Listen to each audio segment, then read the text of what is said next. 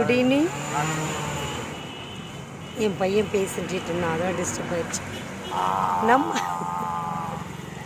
நம் பேச விட மாட்டேன்றான் ஃப்ரெண்ட்.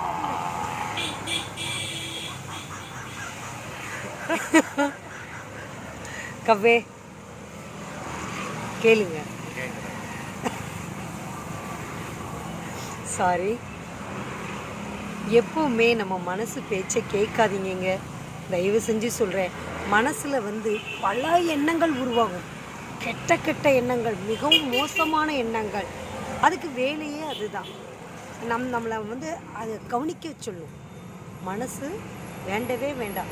அது போகிற பாதையில் நீங்கள் போகாதீங்க. நம்மளுக்கு என்ன தோணுதோ அது செய்வோம். மனசு போகிற பாதையில் நம்ம போனோம்னா நம்ம அடியோட பைத்தியமாக தான் போகணும். அதனால தான் மெடிடேஷன் பண்ணுங்க, நல்ல ஆழ்ந்த நிலையில் இருங்கன்னு நான் சொல்கிறது. அப்படி இருந்தால் நம்ம எண்ணங்களும் ஒழுங்குபடுத்தப்படும். என் மகன் டைவர்ட் பண்ணலான்னு சொல்கிற அந்த வரிகளை கூட நான் மறந்துட்டேன். சாரி. புரிஞ்சா கொஞ்சமாவது